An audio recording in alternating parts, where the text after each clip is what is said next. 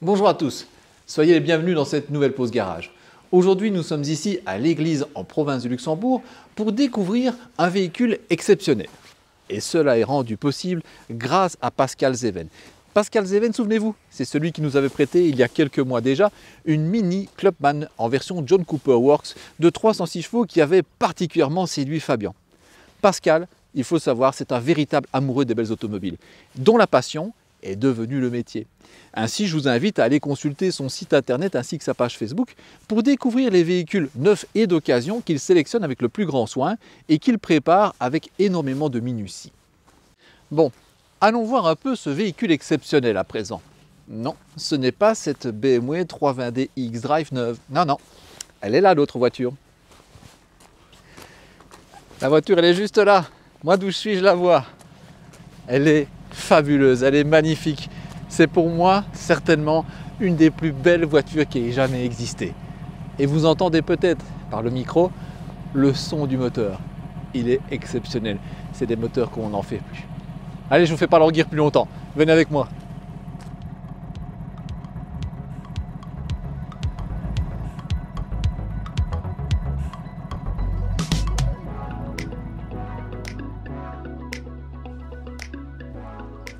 En 2005, lors du salon de Détroit, Jaguar présente un concept car, le Advanced Lightweight Coupé. Il préfigure à 99% ce qui deviendra le XK dès l'année suivante. Il succède à une longue tradition de coupés pour le constructeur de Coventry.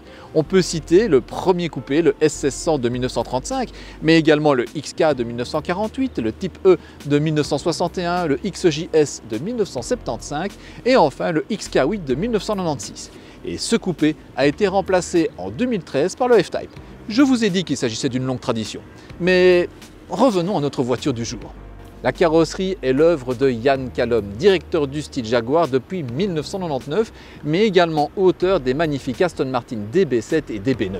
C'est peut-être pourquoi cette Jaguar se revêt un peu d'un style baby Aston, mais la ressemblance s'arrête là. Même si à l'époque Ford détenait à la fois Jaguar et Aston Martin, cette Jaguar XK dispose d'une architecture technique qui lui est tout à fait spécifique. Sous l'immense capot en alu, on retrouve un V8 de la série AJ, dont la carrière a commencé en 1997.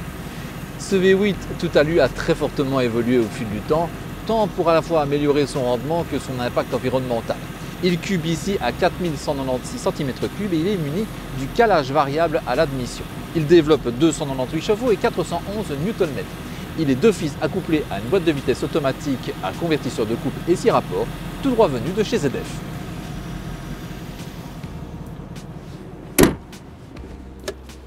Le châssis monocoque tout en alu n'est pas en reste car lui aussi il se montre particulièrement raffiné. Ainsi, à l'avant, on retrouve une suspension à triangles superposés inégaux et à l'arrière un train multibras. Le tout reposant sur des amortisseurs pilotés. Il ne manque plus que le différentiel autobloquant mécanique à l'arrière, partiellement remplacé les vrais par une version électronique. Lors de sa sortie, en 2006, ce coupé XK s'est changé contre 85 000 € avec un équipement de série particulièrement riche, comprenant notamment la climatisation automatique, l'intérieur cuir, les sièges électriques, le GPS, les radars de stationnement à l'arrière, la suspension pilotée et des jantes en alliage de 18 pouces avec monte pneumatique différenciée, ici remplacée par l'option des jantes 20 pouces. À l'heure actuelle, un bel exemplaire de moins de 100 000 km s'échange pour moins de 30 000 € et ils font compter entre 10 et 15 000 € de plus pour la version cabriolet. Cette Jaguar XK, c'est vraiment le ramage qui vaut le plumage. Elle est fantastique. Alors, vous savez, moi je suis un amoureux de Jaguar. Depuis toujours, je suis un amoureux de Jaguar. Pour vous dire à quel point je suis amoureux de Jaguar, ma Jaguar préférée, c'est la XJC. C'est le coupé qui est basé sur la berline XJ de la série 2. C'est dire comme il faut aimer Jaguar. Mais voilà, je trouve que celle-ci, elle est fabuleuse, elle est magnifique. C'est une des voitures contemporaines qui vieillit le mieux. Sa ligne ne prend pas une ride, elle est toujours contemporaine. En même temps, elle fait ultra classe, elle est fabuleuse. Pascal, il a cette capacité de toujours trouver un peu des pépites à droite, à gauche, comme ça. Il suffit de jeter un œil sur son site internet et sur sa page Facebook et vous allez voir, il a vraiment des pépites comme ça qui arrivent très régulièrement. N'hésitez pas à aller jeter un œil justement sur son site et sur sa page Facebook pour vous en rendre compte. Et tant qu'on en est là à parler de Pascal, eh bien, j'ai une mauvaise nouvelle pour vous. Cette Jaguar-là, elle est vendue. Et j'ai une deuxième mauvaise nouvelle. c'est pas à moi.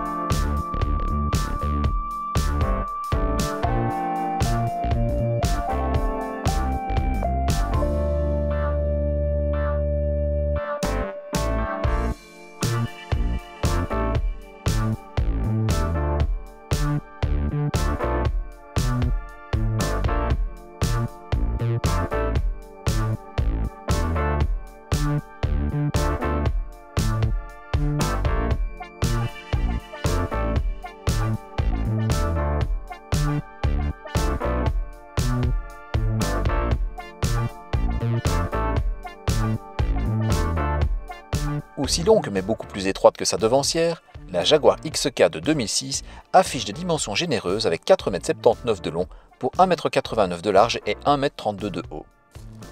La boîte de vitesse logeant entre les occupants avant, le coffre ne se voit entravé que par la roue de secours. Et encore, en optant pour les pneus Run Flat de l'époque, vous remplaciez d'office la roue de secours temporaire par un système anti-crevaison, ce qui permettait de gagner 30 litres. Ce n'est pas le cas ici. Ici, on a toujours dans le sous-coffre, ici, une roue de secours temporaire. Le volume se limite donc à 300 litres, ce qui est déjà très généreux pour la catégorie.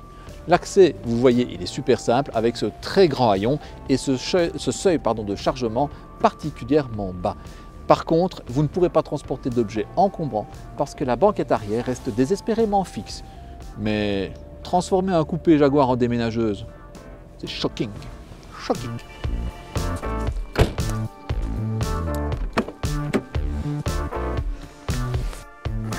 Alors, par rapport à la XK8 qui la précédait et qui affichait la même longueur extérieure, cette XK propose un empattement accru sur 16 cm. Alors, esthétiquement, c'est magnifique parce qu'on a les roues qui sont bien calées aux quatre coins de la carrosserie, mais on profite également d'un espace bien plus généreux dans l'habitacle. Vraiment, on a de la place, on a ses aises. Mais à l'arrière, ça se passe comment? Ben, à l'arrière, ça se passe de commentaires. Le XK, c'est pas un coupé 4 places, c'est un coupé 2+2. C'est-à-dire qu'il y a 2 places qui sont dessinées et homologuées à l'arrière, mais ne comptez pas y transporter un adulte, même pour un court trajet, c'est pas faisable. Par contre, on pourra peut-être y mettre, oui, effectivement, des jeunes enfants et même des sièges isofixes, car il y a les fixations justement isofixes qui sont prévues dans ces 2 sièges. Mais je pense que la plupart du temps, ces 2 places-ci, c'est plus un complément au coffre. Design oblige, la ceinture de caisse est relativement haute et l'habitacle est intégralement noir, ce qui en toute logique devrait donner une sensation intérieure un peu triste, enfermée. Eh bien, c'est pas du tout le cas. On a un habitacle qui au contraire donne vraiment une ouverture vers l'extérieur, on a vraiment de la luminosité dans cet habitacle. C'est vraiment surprenant, ça change de ce qu'on a l'habitude d'avoir dans les voitures. Et ça, c'est vraiment dû à Ian Callum. Il avait déjà fait le même coup pour la XE, souvenez-vous, il y a quelques mois, j'avais été surpris aussi de ça. Un intérieur avec des ceintures de caisse très hautes et des petites vitres, et pourtant un intérieur lumineux, une vue vers l'extérieur vraiment très grande. Vraiment, Monsieur Callum, chapeau. Le design intérieur est typique des années 2000, c'est-à-dire qu'il est fait principalement de rondeurs, cependant sans ce côté un peu mou du biodesign du début des années 90.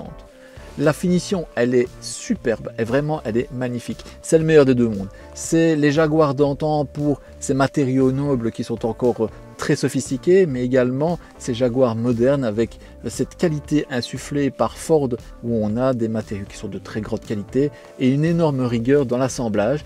Et chose très intéressante, dans cette Jaguar-ci, on ne retrouve plus tous les commodos de chez Ford. Ça, c'est un très bon point. Pas de miracle pour la visibilité périphérique. À l'avant, ça ne me pose pas de soucis, mais à l'arrière, 3/4 arrière, le montant C est extrêmement épais et incliné, on voit absolument rien. Heureusement qu'on a les capteurs de stationnement pour reculer et voir quelque chose. Par contre, pour la position de conduite, là, c'est la perfection. On est super bien mis. C'est vraiment la position de conduite d'une GT. C'est-à-dire que ce n'est pas une position de conduite trop verticale, pas trop allongée pour envoyer. Non, c'est vraiment le mix entre les deux. C'est la position pour faire des longs trajets dans le plus grand des conforts. D'ailleurs, en parlant de confort, les sièges, ils sont fabuleux. On est bien maintenu. Bon, il y a des voitures qui maintiennent mieux, mais on est quand même bien maintenu pour une GT. Ils sont super moelleux, super agréables. Le cuir est exceptionnel. Que ce soit là ou là sur la planche de bord, le cuir est exceptionnel. Il est beau, il sent bon. Et ça, c'est rare encore d'avoir des voitures où ça sent bon. C'est extraordinaire. C'est une véritable ambiance. Bon, je vous le cache pas, je suis amoureux, hein, mais quelle ambiance. C'est génial. Il y a du cuir partout, ça sent bon. C'est fantastique. Bon, je pense qu'on a fait le tour de la voiture. Alors maintenant, profitons-en et allons rouler avec, non pas une clé, mais un système de clé main libre avec un bouton de démarrage. C'était une option à 600 € à l'époque et la voiture l'a déjà. Alors, on va en profiter alors.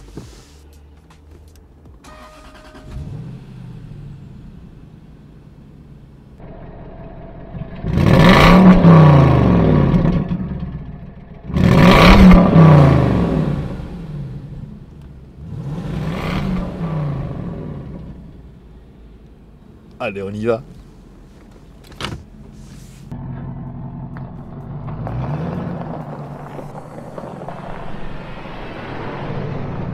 Bien éduqué, le V8 Jaguar a toujours su cultiver une réelle discrétion à bas régime.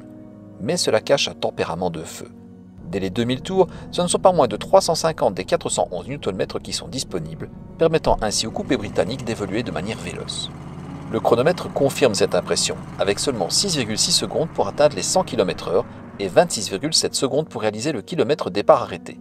La vitesse de pointe, quant à elle, aurait pu dépasser les 250 km/h si elle avait été démunie de bride électronique. Passé 4000 tours, oubliez les bonnes manières à l'anglaise. Le moteur change de registre avec une sonorité caverneuse des plus enivrantes et une réelle aptitude à monter dans les tours. La boîte de vitesse, pourtant une très classique unité à convertisseur de couple, se montre fabuleuse en rapidité et fluidité. Le châssis est une pure merveille. Cela est dû bien sûr à ses trains roulants sophistiqués, mais aussi à sa masse raisonnable de 1595 kg à vide et à sa répartition presque parfaite de 53% à l'avant et 47% à l'arrière. Il en ressort un coupé particulièrement stable en courbe et lors des phases de transition. Jamais pointu ou avare en sensation, le coupé XK est capable d'évoluer rapidement sur chaussée sèche. Car sur route grasse ou humide, il convient de se remémorer que seules les roues arrière sont motrices. Progressif dans ses réactions, le coupé anglais montre alors ses limites par un rassurant sous-virage et par l'intervention de son ESP. Sachez que celui-ci est réglable selon 3 lois dont la plus ultime en est la désactivation totale. La direction participe elle aussi au plaisir de conduite. Son assistance hydraulique variable, développée conjointement par ZF et Bosch, permet un bien meilleur retour d'information que les actuels systèmes à assistance électrique. Sa faible démultiplication met en exergue l'adhérence et le pouvoir directionnel du train avant. On éprouve un réel plaisir à conduire le XK, sauf en manœuvre où le rayon de braquage se montre totalement démesuré. Le freinage, confié à 4 disques ventilés de 326 mm, n'est pas en reste. Puissant, progressif, stabilisé par l'EBD, seule son endurance pourra être mise à mal par une session sur circuit, ce qui n'est bien sûr pas la vocation de ce coupé GT. Outre le code de la route, seul le manque de maintien des sièges viendra vous rappeler que vous n'êtes pas dans une adepte des courses de côte, mais bien dans une GT. Par contre, le moelleux des sièges n'a rien à envier à celui d'un fauteuil Pullman. Le revêtement en cuir, c'est agréable pour le nez, c'est agréable à l'œil, mais il est aussi très agréable au toucher. C'est du vrai cuir comme on n'en fait plus. Alors les pneumatiques, ce sont des pneumatiques à flanc bas. La suspension pilotée est relativement ferme, elle aussi. Mais malgré ça, à l'intérieur du coupé, on n'est jamais malmené. Mais je crois que le plus impressionnant, ça reste le silence à bord, malgré les énormes pneumatiques, du 285 à l'arrière, et malgré le fait que les vitres n'aient pas d'encadrement.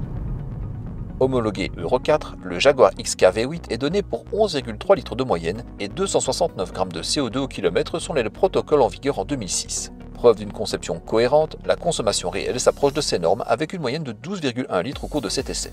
Par contre, descendre sous les 10 litres, même sur autoroute, semble des plus difficiles. Ces valeurs sont raisonnables au vu du nombre de cylindres, de la cylindrée, du type d'aspiration et de la puissance disponible. Cependant, certaines mécaniques de l'époque faisaient un peu mieux, grâce notamment au système de désactivation partielle des cylindres. Avec 70 litres de contenance, le réservoir autorise une autonomie moyenne de 5 à 600 km.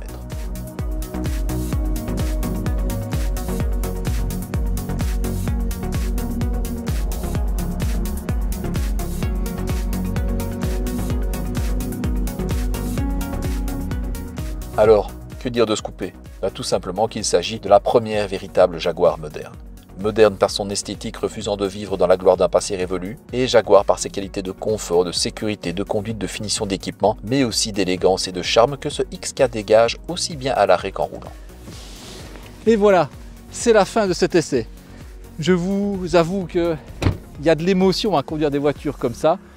Si la vidéo vous a plu, n'hésitez pas, le petit pouce bleu en dessous. Si la chaîne vous intéresse, n'hésitez pas à vous abonner. Dans ce cas-là, il ne faut pas oublier la cloche de notification. Vous pouvez laisser un commentaire pour nous dire un petit peu ce que vous pensez des vraies voitures comme on en faisait avant. Et d'ici là, je vous dis à la prochaine et soyez prudents sur les routes. Ciao. Fantastique. Fantastique.